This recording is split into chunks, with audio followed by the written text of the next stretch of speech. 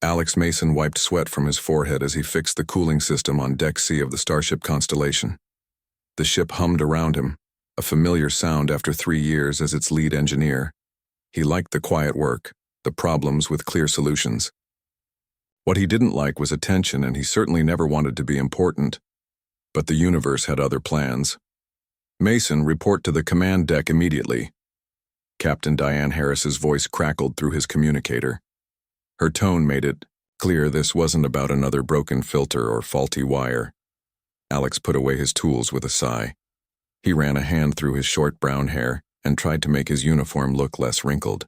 Whatever this was about, it probably wouldn't be good. When Alex stepped onto the command deck, he knew something was very wrong. Ambassador Lisa Winters stood with Captain Harris, their faces tight with worry. Behind them, the main screen showed a massive stone-like alien that made Alex's stomach drop. "You called for me, Captain?" Alex asked. Captain Harris turned. "Mason, good. Ambassador Winters needs to speak with you." Lisa Winters was tall and carried herself with the confidence of someone used to high-pressure negotiations. But today, she looked shaken. "Engineer Mason," she said, "how much do you know about the Zarketh?" Alex glanced at the alien on the screen. Stone-skinned warriors. Very old civilization. They've conquered at least 15 other species. We're here to negotiate a peace treaty so we don't become number 16. 17, Lisa corrected. "And yes, that's why we're here. But there's a problem." She pointed to the screen. "That's High Commander Vroktar. He's just informed us that according to their traditions, before any diplomatic talks can begin, we must prove our worth in what they call the Arena of Valor." Alex frowned. "They want us to fight?" "One champion from each species," Captain Harris said. "It's not to the death necessarily, but it might as well be. Look at these creatures." The screen changed to show a Zarketh warrior in full view. The Skiar alien stood nearly 10 feet tall with gray-green skin that looked like living rock. Sharp points grew from its joints, and its 4 eyes glowed yellow in a face that resembled carved stone. "Our military escort is 5 days away," Lisa said. "The Zarketh see this as proof we aren't serious about the talks. They're laughing at us, literally." "What about Security Chief Rodriguez?" Alex asked. Captain Harris shook her head. "Broke her leg yesterday in the gym. And the rest of security are trained for defense, not one-on-one combat with an alien 3 times their size." "We need time," Lisa said. "If we refuse outright, they'll take it as an insult.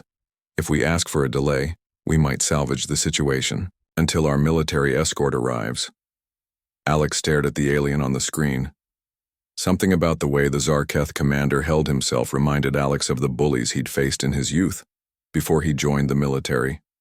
All swagger and intimidation. "You were in the Marines before becoming an engineer, weren't you, Mason?" Captain Harris asked. 4 years. Special Combat Unit." Alex felt his shoulders tense. He knew where this was going. Lisa's eyes widened. "You have combat training?" "I do. But these aliens—" "We're not asking you to win," Captain Harris said, quickly. "Just to show up, buy us time. Look like we're honoring their tradition while we figure out a better solution." Alex wanted to say no. He'd left fighting behind years ago. But he saw the desperation in their eyes and he understood the stakes. The Constellation carried just 43 crew members. The Zarketh ship that had intercepted them held thousands. "When would this fight happen?" he asked. "They've given us 3 days to present our champion," Lisa said. "The actual combat would be on the 4th day." Alex nodded slowly. "That might work. I'll need to study them, learn their weaknesses." "Thank you, Mason," Captain Harris said with obvious relief. "But remember, this is just to buy time, no heroics." Later that day, the diplomatic team stood in the Constellation's main hangar as a Zarketh shuttle docked for the formal introductions.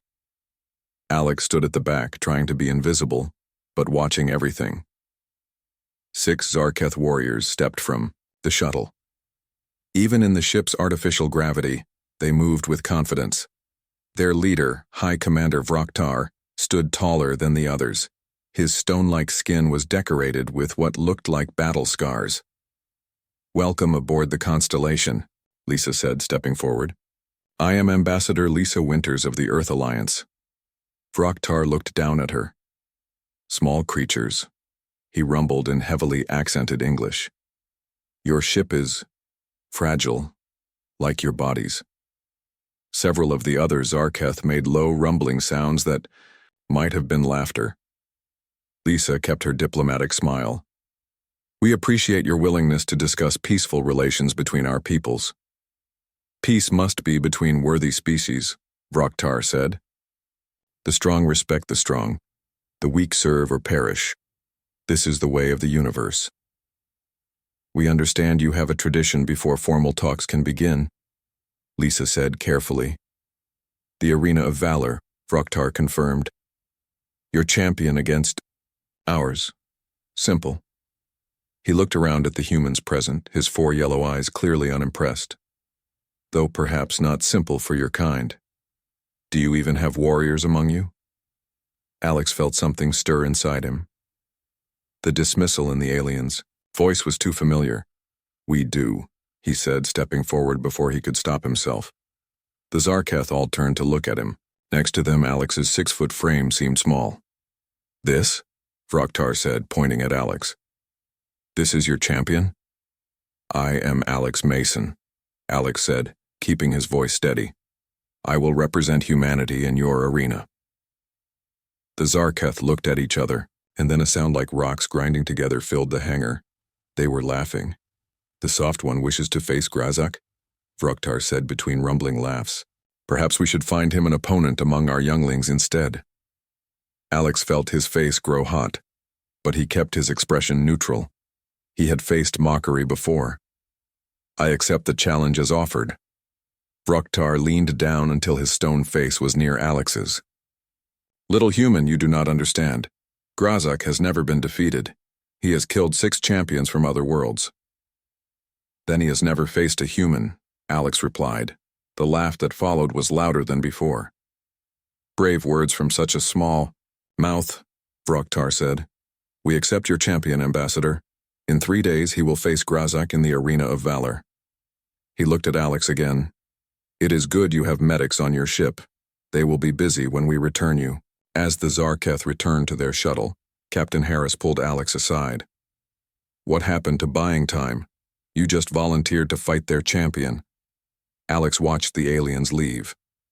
Did you see how they looked at us? They don't respect us. And if they don't respect us, they'll never take the peace talk seriously. Lisa joined them, her face pale. He's right. The Zarketh only understand strength. But Mason, their champion, Grazak, the reports say he's their greatest warrior. Alex nodded. Then I have 3 days to figure out how to beat him. As the hangar doors closed behind the Zarketh shuttle, Alex wondered if he had just made the biggest mistake of his life. But when he remembered the laughter, the mockery in those alien eyes, he knew he had to try. Not just for the crew or for Earth, but to show these aliens that humans were not to be underestimated. They had laughed at him today. But if Alex had his way, none of them would be laughing after the fight. The next morning, Alex woke up early. His quarters felt smaller than usual as he thought about what was coming. 3 days to prepare for a fight with an alien 3 times his size. 3 days to find a way not to die. He began with simple exercises. Push-ups, sit-ups, and stretches to warm his muscles. His years in the Marines had taught him to maintain his fitness, even as an engineer. But fighting the Zarketh champion would take more than strength. It would take smarts. Computer, show me all information on Zarketh physiology, Alex said. The screen on his wall lit up with images and text. Most of it was guesswork based on long-distance observations. No human had ever been this close to the Zarketh before. A knock on his door interrupted his research. Captain Harris stood outside with Lisa Winters. May we come in? The captain asked. Alex nodded and stepped aside. His small quarters barely fit the 3 of them. How are you feeling? Lisa asked. Like someone who volunteered to fight a rock. Monster, Alex said with a weak smile. Captain Harris didn't return the smile. We've been discussing options. The military escort could arrive in 4 days if they push their engines to the limit. The fight is in 3 days, Alex reminded her. You could get sick, Lisa suggested. We could ask for more time. Alex shook his head. They'd see it as weakness. You heard them yesterday. They already think we're soft. This isn't about pride. Mason, Captain Harris said firmly. This is about survival. It's about respect, Alex countered. If they don't respect us, they'll never take the peace talks seriously. And if the talks fail, we're looking at war. Lisa sighed. He's right. The Zarketh only understand strength. But Alex, Grazak has killed champions from other species. We can't ask you to die for a diplomatic mission. I'm not planning to die, Alex said with more confidence than he felt. But I need to know everything we have on these aliens. Fighting, styles, weaknesses, anything. Captain Harris pulled out a small data chip. We received this from their ship this morning. It's footage of previous arena matches. They sent it as a courtesy. Or to scare us, Lisa added. Alex took the chip. Thank you, this will help. After they left, Alex inserted the chip into his computer. The screen filled with images of the Arena of Valor. It was a massive fighting pit with stone walls and seating for thousands. In the center, a Zarketh warrior faced off against a large insect-like alien. The fight was brutal and quick. The Zarketh warrior, Alex assumed it was Grazak, moved with surprising speed for his size. The insect alien never had a chance.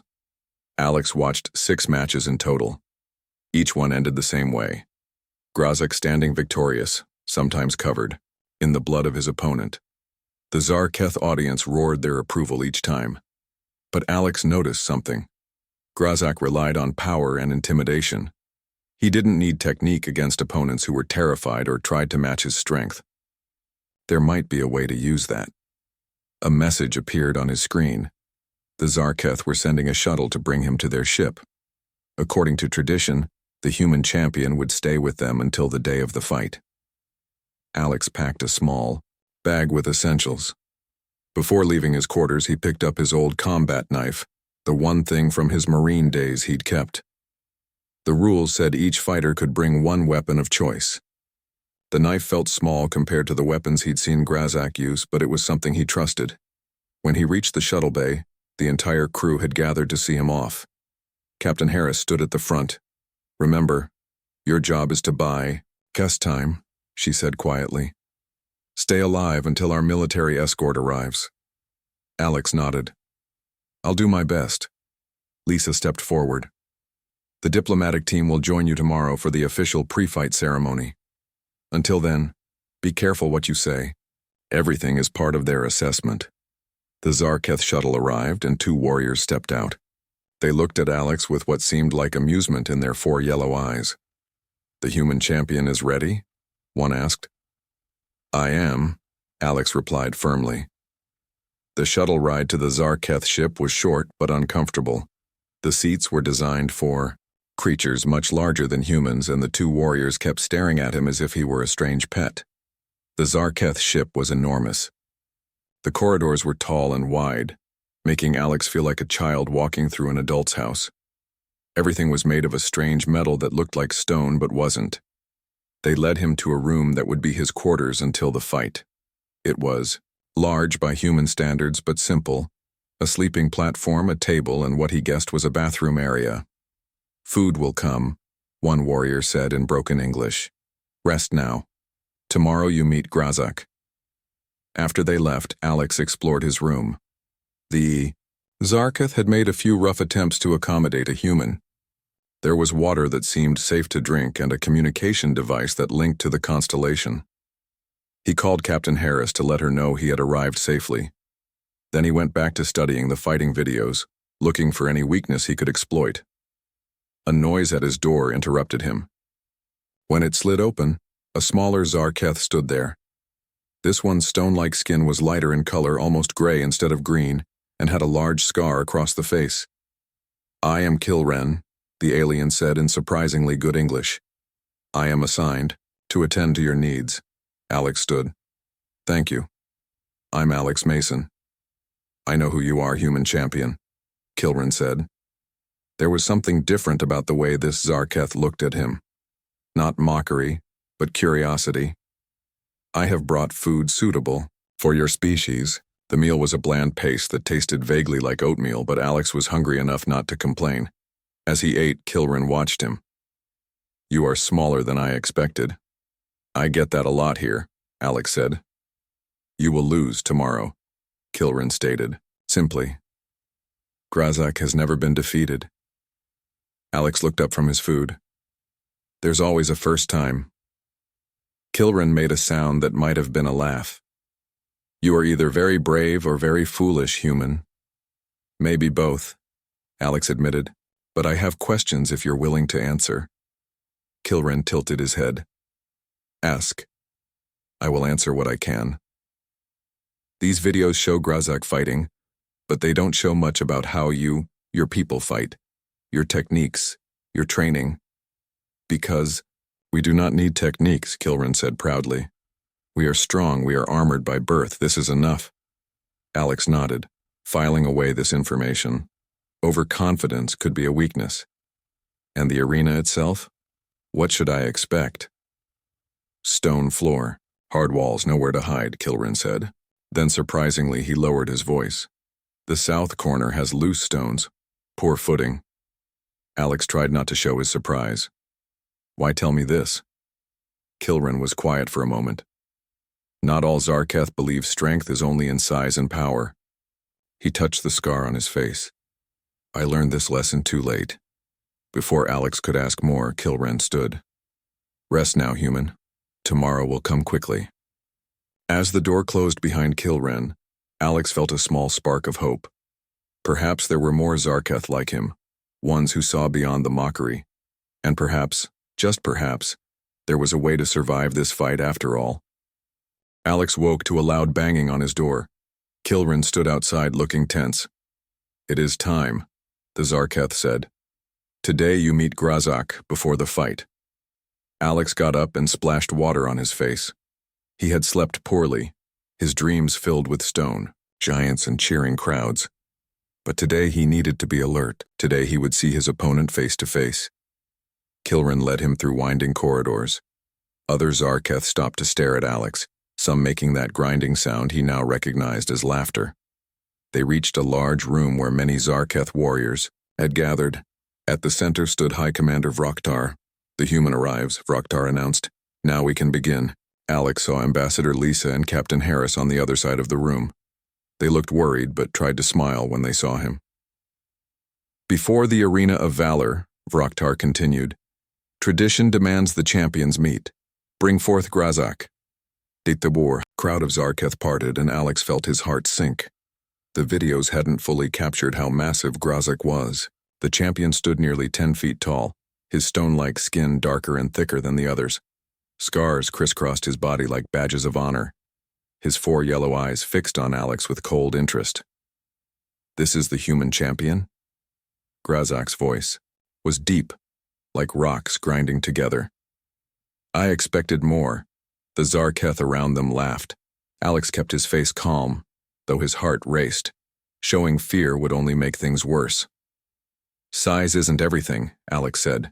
This caused more laughter. Grazak stepped closer, looming over Alex. In the arena, size is life. Strength is survival. What do you have, little human? Alex looked up at the giant alien. I guess you'll find out tomorrow. Grazak made a dismissive gesture. I have killed 6 champions from worlds beyond ours. You will be the 7th. As is tradition, Vroktar said, the champions will now show their chosen weapons. Grazak held up a massive war club studded with metal spikes. It looked like it weighed as much as Alex did. The Zarketh nodded in approval. Then all eyes turned to Alex. He pulled out his combat knife, its 7-inch blade looking tiny in the vast room. A moment of silence followed, then uproarious laughter. The human brings a tooth cleaner to battle, one Zarketh called out, causing even more laughter. Alex said nothing, only putting the knife back in its sheath. Let them laugh now. The meeting is complete, Vroktar announced. Tomorrow the arena of valor will decide which species is worthy of our respect. As the crowd dispersed, Lisa and Captain Harris hurried over to Alex. Are you okay? Lisa asked quietly. I'm fine, Alex replied. What's the word on our military? Escort? They're pushing their engines to the limit, Captain Harris said. But they won't arrive in time. Alex, you don't have to go through with this. Yes, I do, he said firmly. You saw them. If I back out now, they'll never respect humans. Any peace talks would be pointless. Lisa looked at him with concern. We've learned more about the arena. It's not just a fight, it's a spectacle. The entire Zarketh leadership will be watching. Good, Alex said. Then they'll all see what humans are capable of. Captain Harris frowned. This isn't about proving a point, Mason. It's about surviving until we can find another solution. Before Alex could respond, Kilrin approached. The human must return to his quarters now. Final preparations must be made. As Alex followed Kilrin back through the corridors, he noticed they were taking a different route. Where are we going? He asked. There is something you should see, Kilrin replied. They entered a small room with a viewing window that looked out into a larger space. Below them, Grazak was training with several other Zarketh warriors. Watch, Kilrin said. Alex observed as Grazak easily overpowered his training partners. The champion's movements were powerful, but predictable. He relied on his strength and reach, not technique or skill. He has never needed to be clever, Kilrin said quietly. Only strong. Why are you helping me? Alex asked. Kilrin touched the scar on his face again. I once faced Grazak in a training match. I tried new techniques instead of brute strength. For this I was marked and shamed. His four eyes met Alex's. Our people need to learn there are different kinds of strength. Alex nodded slowly. In the videos I noticed Grazak always attacks the same way. Front, direct, overwhelming. Yes. He has never needed to change. Kilrin leaned closer. And he does not adapt well when things do not go as expected. What about weaknesses in Zarketh physiology? Alex asked. Weak points in your armor? Kilrin hesitated, then pointed to spots on his own body. Here at the joints our protection is thinner, and here at the base of the neck we cannot see well. Our lower eyes do not turn easily. Alex committed these spots to memory. Thank you, Kilrin. I have said nothing, the Zarketh replied. If asked, I will deny this conversation. Back in his quarters, Alex practiced movements based on what he had learned. Quick, precise strikes at weak points, using Grazak's size and weight against him, staying unpredictable. Later, Kilrin returned with food and news. The arena is prepared, he said. All important Zarketh will attend, even the Grand Sovereign. The leader of your people? Alex asked. Kilrin nodded. This fight has become more than a tradition. Some now see it as a test of whether humans deserve to exist freely. Alex felt the weight of that statement. No pressure, then. There is more, Kilrin said. I have heard talk among the warriors. If you fight well, even if you lose, it will change how the Zarketh see humans. And if I win? Alex asked. Kilrin made a sound like stones shifting. That cannot happen. But if it did, everything would change. That night, Alex could not sleep. He thought of Earth, of the constellation's crew, of all the human colonies that might face Zarketh invasion. If tomorrow went badly, he thought of Lisa and Captain Harris, who had trusted him with this impossible task. And he thought of Kilrin, scarred and shamed for daring to be different among his people. In the quiet of his room, Alex made a decision. Tomorrow, he would not just fight to survive. He would fight to win. He would show the Zarketh that humans were not to be underestimated, not to be mocked. When morning came, Kilrin arrived with a simple outfit for the arena, loose pants, and a light protective vest that would offer minimal protection. It is time, Kilrin said. The arena awaits. As Alex followed him, the corridors were empty. All the Zarketh were already at the arena, eager to see the human defeated. Remember, Kilrin said quietly as they reached the entrance tunnel, Grazak has never faced someone who thinks differently. This is your only advantage. Alex nodded, gripping his knife. See you after the fight. If you survive, Kilren replied. Oh, I'll survive, Alex said with determination. And after today, none of them will laugh at humans again. The arena of valor was even larger than it had looked in the videos. A perfect circle of stone and metal built into the heart of the Zarketh ship. The floor was hard-packed dirt with patches of stone. Tall walls surrounded the fighting area, and above those sat thousands of Zarketh, all waiting to see the human champion fall. Alex walked out from the dark tunnel into the bright lights of the arena. The crowd noise hit him like a physical force, a mix of that stone-grinding laughter and deep rhythmic chanting. They were calling Grazak's name over and over. High above the arena floor in a special viewing area sat the Grand Sovereign of the Zarketh. Even from a distance, Alex could see this leader was larger than any other Zarketh, with elaborate markings on his stone-like skin. Beside the Grand Sovereign, looking tiny and vulnerable, stood Ambassador Lisa and Captain Harris. On the other side of the arena, a much larger tunnel entrance stood. The chanting grew louder as Grazak emerged. The champion had painted his body with red and black streaks that made him look even more fearsome. In his right hand he held his spiked war club. In his left a large shield made of the same stone-like material as his skin. A Zarketh official stood in the center of the arena. Today, in the sacred arena of valor, we witness the test of worth. His voice boomed through some kind of amplification system. Grazak, champion of the Zarketh, will face the human champion, Alex Mason. The crowd's response made it clear who they expected to win. The rules are simple, the official continued. The fight continues until one champion yields or cannot continue. Death is not required but is permitted. He turned to look at Alex with what seemed like pity. May the stronger species prove its worth. With that, the official quickly left. The arena floor. A deep, resonant gong sounded, signaling the start of the fight. Grazak didn't waste time. He charged directly at Alex, covering the distance between them with surprising speed. His war club swung in a deadly arc aimed at Alex's head. Alex waited until the last possible moment, then dropped and rolled to the side. The club whistled through the air where he had been standing. The crowd gasped. Stand still, human, Grazak growled, turning to face Alex again. Not likely, Alex replied, staying light on his feet, keeping his distance. Grazak charged again, and again Alex evaded the attack. This pattern continued for several minutes.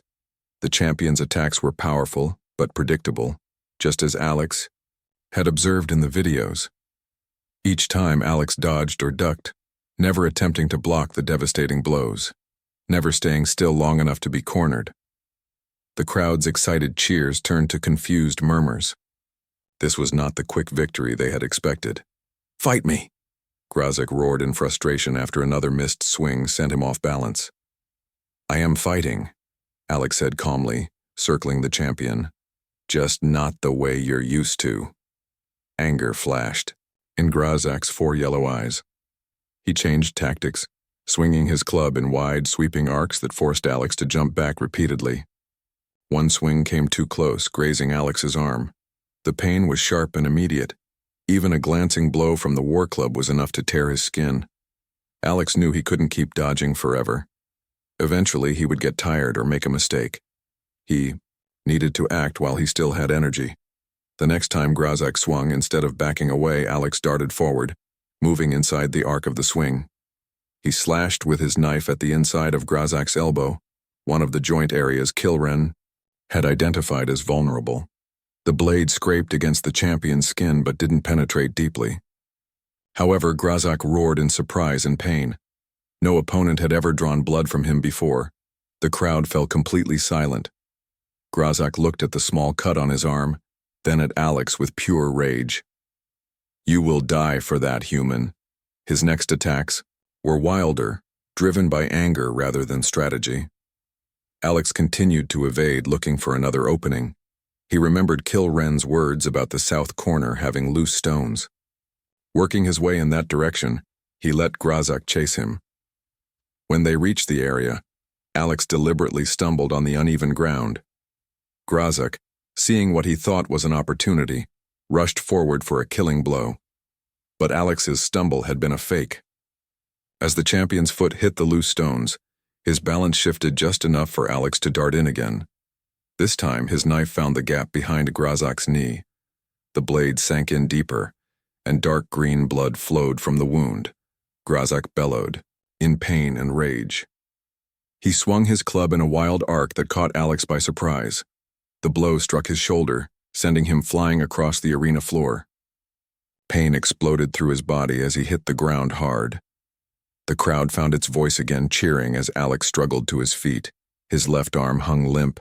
The shoulder was dislocated or broken, he couldn't tell which. His knife had fallen from his hand and lay on the ground several feet away. Grazak limped toward him, green blood trailing from his injured leg. Now you see, human.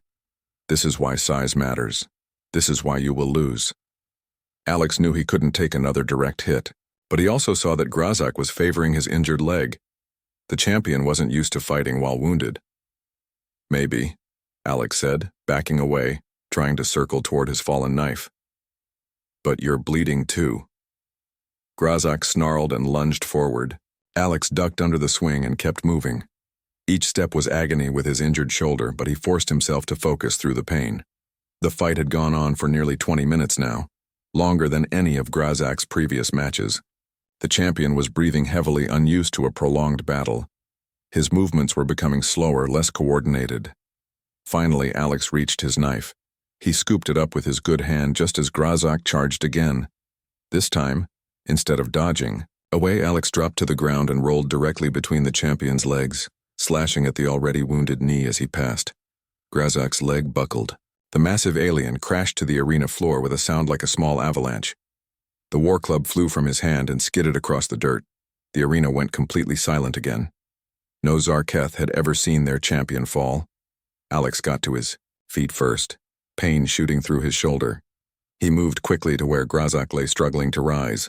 Before the champion could regain his footing, Alex pressed his knife against the base of Grazak's neck. Another vulnerable spot Kilren had revealed. Yield, Alex said firmly. Grazak's 4 yellow eyes widened in shock. Impossible. Yield, Alex repeated, pressing the knife tip just enough to draw a drop of green blood. Or don't. Your choice. For several heartbeats, no one in the arena moved or spoke. Then Grazak did something no champion had ever done in the history of the Zarketh. He raised his hand in the signal of surrender. I yield, he said, his voice echoing in the silent arena. Alex stepped back, knife still ready in case this was a trick. But Grazak made no move to attack. He simply stared at Alex with something new in his eyes. Not mockery now, but confusion, and perhaps the beginning of respect. The Zarketh official who had started the match returned to the arena floor, his movement hesitant, as if he couldn't believe what he was seeing. The human champion is victorious, he announced, his voice uncertain. Then, from high above in the viewing area, the Grand Sovereign of the Zarketh stood. All eyes turned to their leader. The arena of valor has spoken, the Grand Sovereign's voice boomed. The human has proven his worth and that of his species. Let all Zarketh honor this truth. One by one, the Zarketh in the crowd stood. There was no laughter now, no mockery, only silence, and the weight of history being made. Alex looked up at Ambassador Lisa and Captain Harris. Their faces showed shock, relief, and pride all at once. He had done the impossible. He had won the respect of the Zarketh, and not one of them was laughing anymore. Alex sat very still as the Zarketh doctor examined his shoulder. The alien's touch was surprisingly gentle for hands that looked like they were made of stone. The medical bay of the Zarketh ship was large and strange, with tools and equipment Alex had never seen before. Dislocated, not broken, the doctor said in rough English. I will fix. Before Alex could prepare himself, the doctor grabbed his arm and shoulder and pushed them back into place with one quick movement. Pain flashed through Alex's body, then faded to a dull ache. Thank you, Alex said through gritted teeth. The doctor applied a thick blue paste to Alex's other wounds. "This heals fast," he explained. "You fought well, human." Those words still felt strange to Alex. Since the fight ended 2 hours ago, every Zarketh he encountered had treated him with respect. No more mockery, no more laughter. The door to the medical bay slid open and Ambassador Lisa rushed in, followed by Captain Harris. "Alex," Lisa said, relief clear in her voice. "Are you all right?" "I'll live," he said with a small smile. "Just some bruises and a dislocated shoulder. Nothing permanent." Captain Harris looked at him with new eyes. "What you did in that arena, it was incredible, Mason." "I just used what I learned," Alex said. "Grazak was strong but predictable, and thanks to Kilren, I knew where to strike." "Speaking of which," Lisa said, "the Grand Sovereign has called for a formal ceremony. The peace talks will begin immediately after. Your victory has changed everything." "How so?" Alex asked. "The Zarketh respect strength, but you showed them a different kind of strength," Lisa explained. "Not just power, but skill and intelligence.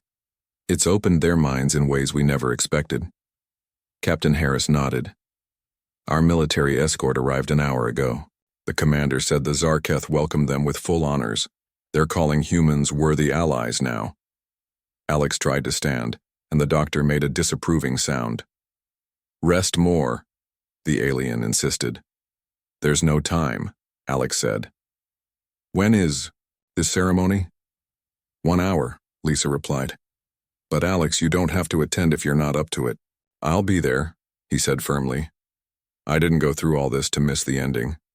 An hour later, Alex walked slowly into the grand hall of the Zarketh ship. His shoulder was tightly wrapped, and he wore a clean uniform that someone had brought from the constellation. The hall was packed with Zarketh officials and warriors, along with the entire diplomatic team from Earth. The Grand Sovereign sat on a massive throne at the end of the hall. Up close, he was even more impressive than he had looked from the arena floor. His stone-like skin was etched with intricate patterns that seemed to tell the story of his life and battles. Next to the throne stood Grazak. The champion's leg was bandaged where Alex's knife had struck. Their eyes met across the hall, and Grazak gave a small nod of acknowledgement. "Approach, human champion," the Grand Sovereign called out. Alex walked forward, feeling the eyes of every Zarketh on him. He stopped before the throne and bowed his head slightly. "Alex Mason of Earth," the Grand Sovereign's voice filled the hall. "Today you have written a new chapter in Zarketh history. Never before has our champion been defeated in the arena of valor." Alex remained silent, waiting. "You fought with intelligence and skill," the Grand Sovereign continued. "You showed us that strength comes in many forms. This is a lesson the Zarketh needed to learn." The Grand Sovereign stood, towering over everyone in the hall. "From this day forward, humans will be recognized as equals by the Zarketh Imperium. The peace talks will proceed with full respect." A murmur of approval ran through the crowd. Alex felt a weight lift from his shoulders that had nothing to do with his injury. "There is one more matter," the Grand Sovereign said. "Grazak, step forward." The champion moved to stand beside Alex. Up close, Alex could see that Grazak's wounds were already healing, faster than any humans would. "Grazak, you have served as champion for 20 years, the Grand Sovereign said. "Today you tasted defeat for the first time. What say you?" Grazak looked down at Alex, then back at his leader. "I say that I have learned more from this defeat than from all my victories. The human fought with honor and skill. I am humbled." The Grand Sovereign nodded. "And what of Kilren?" Alex tensed as Kilren was brought forward. The smaller Zarketh looked nervous, his scarred face turned down. "Kilren was cast aside for suggesting that our ways of combat might be improved," the Grand Sovereign said. "Today, we see the wisdom in his words. Kilren, your status is restored. You will help train our warriors in new ways of fighting." Kilren's 4 eyes widened in surprise. He bowed deeply to the Grand Sovereign, then turned to Alex with gratitude clear on his alien face. "As for you, Alex Mason," the Grand Sovereign said, You have earned the highest honor the Zarketh can bestow. He lifted a metal medallion that glowed with an inner light. You are named Friend of the Imperium. Any Zarketh who sees this will know you are to be respected and aided. The Grand Sovereign placed the medallion around Alex's neck. It was surprisingly light for its size. Thank you, Alex said. I hope this marks the beginning of a long friendship between our peoples. It shall, the Grand Sovereign agreed. And, to prove our commitment, I have a proposal for Ambassador Winters. Lisa stepped forward looking surprised. We wish to assign a cultural exchange officer to your ship, the Grand Sovereign said. Someone who can learn your ways and teach you ours. We would welcome such an exchange, Lisa replied diplomatically. Good. Grazak has volunteered for this duty. A shocked silence fell over the hall. Even Grazak looked surprised, though he quickly composed himself. If the humans will have me, the champion said. All eyes turned to Alex. This was unexpected, but he understood the significance. Having the Zarketh champion on a human ship would be a powerful symbol of the new relationship between their species. We would be honored, Alex said, looking up at Grazak. There's a lot we can learn from each other. The formalities continued for another hour. When they finally ended, Alex found Kilren waiting for him outside the hall. You have changed everything, Kilren said quietly. No Zarketh will ever underestimate humans again. That was the idea, Alex replied with a smile. What will you do now? Kilren asked. Go back to fixing cooling systems on the constellation, I hope, Alex said. I've had enough excitement to last me a while. Kilren made that grinding sound, that Alex now recognized as Zarketh laughter, but there was no mockery in it. Only friendship. Later, as Alex prepared to return to the constellation with the diplomatic team and their new Zarketh exchange officer, Captain Harris found him. You know, Mason, she said, when this mission started, I thought you were just a good engineer. I had no idea you would end up changing interstellar politics.